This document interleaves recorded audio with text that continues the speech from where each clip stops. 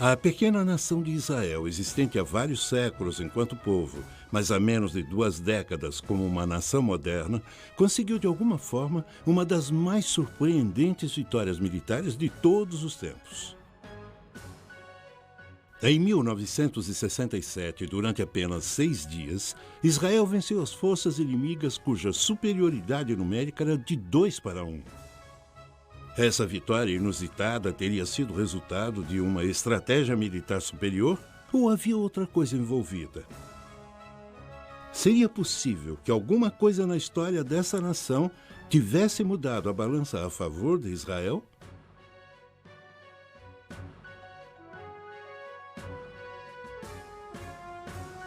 Dada a moderna tecnologia militar, como seria possível tal vitória milagrosa?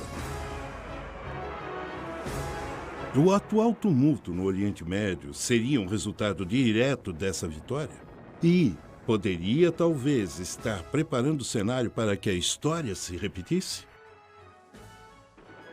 A vitória de Israel na Guerra dos 6 Dias foi uma genialidade militar ou poderia ter sido um milagre profetizado nos segredos milenares da Bíblia?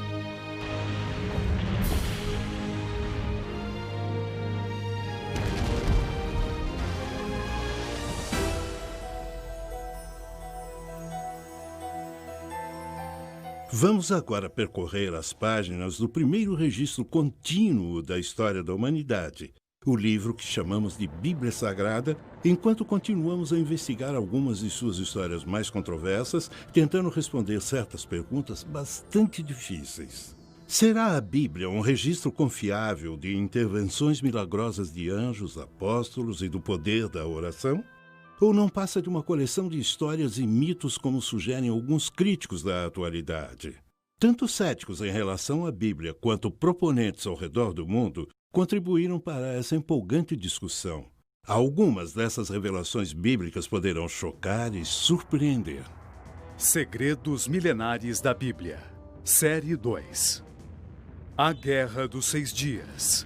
Foi a Guerra dos 6 Dias um milagre? No final de maio de 1967, Nasser, presidente do Egito, ameaçava Israel de total aniquilação. A União Soviética e os Estados Unidos se posicionaram em defesa de seus respectivos aliados. Os soviéticos vinham suprindo o Egito e seus vizinhos árabes com armamentos e apoio, e os Estados Unidos firmaram sua posição ao lado de Israel, mas ninguém acreditava que a pequena Israel pudesse enfrentar um ataque maciço de seus vizinhos árabes. Ninguém a não ser Israel. Nasser recebera o que acreditava ser informações confiáveis sobre o movimento das tropas de Israel que estariam se concentrando na fronteira da Síria, mas essa informação provou ser completamente falsa.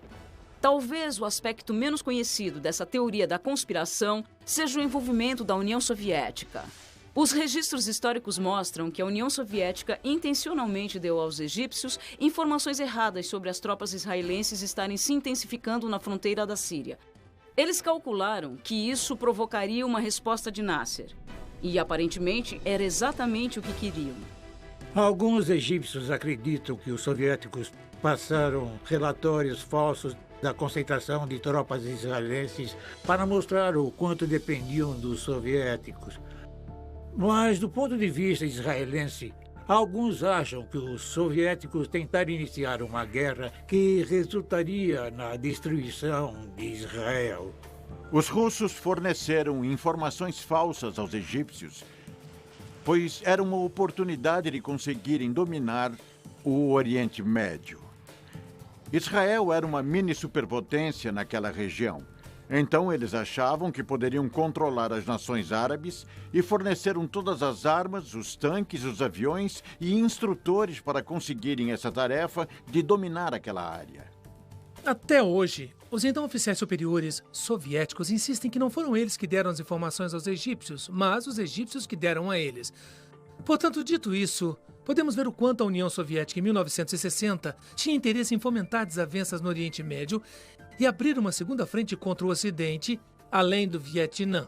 O plano funcionou perfeitamente. Quando o Egito recebeu os relatórios falsos dos soviéticos, Nasser começou imediatamente a concentrar suas tropas na fronteira da Síria. Isso não só divergiu sua atenção das bases aéreas no interior do Egito, como também deu a Israel uma desculpa para lançar um precedente primeiro ataque aéreo, dando a eles uma enorme vantagem para vencer a guerra. Isso é apenas uma teoria da conspiração e, mesmo que fosse verdade, ainda não explicaria por que o Egito falhou em responder ao que acabou sendo o primeiro golpe devastador de Israel, um ataque precedente contra as forças aéreas egípcias. O Egito não respondeu, pois sua força aérea tinha sido destruída no solo nas primeiras horas da luta. Os egípcios não tinham atacado antes porque estavam sob forte pressão dos Estados Unidos e da União Soviética para não fazê-lo. Especula-se que os americanos então informaram Israel que o Egito estava encurralado. As duas nações concordaram que a chance de Israel sobreviver seria atacar primeiro enquanto o Egito estava de mãos atadas. Tanto Israel quanto os Estados Unidos negaram estar envolvidos em qualquer trama em 1967. Os russos, por outro lado, admitiram ter passado para o Egito informações falsas quanto às atividades de Israel na fronteira da Síria, mas eles também continuaram a negar qualquer conspiração contra Nasser. Talvez nunca venhamos a saber ao certo se houveram acordos secretos que contribuíram para a derrota dos árabes na Guerra dos 6 Dias, mas mesmo que houvesse alguma verdade nessas teorias, não explicaria os vários outros eventos misteriosos que aconteceram no decorrer da guerra, como no dia em que os israelenses começaram sua invasão por terra da fortificada Península do Sinai. O milagre é que Israel tinha 260 mil soldados em sua fronteira contra 600 mil soldados árabes prontos para atacar. E as chances favoreciam os árabes, é claro. Todos achavam que se houvesse guerra, Israel certamente perderia. Quando os tanques israelenses entraram na Península do Sinai, os egípcios pareciam estar dando vantagem a eles. Por exemplo, há registros de tanques egípcios fugirem sem serem atingidos e sem disparar. Mais estranho ainda foram as inexplicáveis deserções das bases de míssil terra-ar. Os egípcios abandonaram o equipamento militar, a maioria de fabricação russa, no valor de mais de $1 bilhão. Até complexos equipamentos de radar em bom funcionamento foram largados. Não é raro tropas recuarem perante um exército implacável que avança. O incomum é quando milhares de soldados deixam para trás enormes quantidades de material bélico valendo milhões de dólares e sem tentar desabilitar esse material. Isso aconteceu várias vezes na Guerra dos 6 Dias. O que fez o inimigo recuar tão depressa? Teriam eles experimentado algo tão assustador que tiveram que se retirar sem antes poder evitar que suas próprias armas caíssem em mãos inimigas? Depois de sua derrota na Guerra dos 6 Dias, os líderes árabes foram criticados pelos amigos e aliados. Como puderam ser derrotados tão facilmente e tão depressa também pelas forças de combate israelenses? O presidente egípcio Nasser continuou culpando a intervenção americana no conflito pela derrota do Egito. Então é possível que os Estados Unidos tenham fornecido armas secretas a Israel e mantido isso em segredo por todos esses anos? Certamente não é raro uma arma de destruição em massa mudar o rumo da guerra, e todos sabemos que a bomba atômica é um bom exemplo. Durante a Segunda Guerra Mundial, os japoneses tinham prometido lutar até a morte, mas quando os Estados Unidos lançaram seu poderio nuclear em Hiroshima e Nagasaki, os japoneses não tiveram outra escolha senão se render. Quando os Estados Unidos lançaram a bomba atômica, não era mais segredo. Isso provou que eles não só a possuíam, mas estavam prontos para usá-la.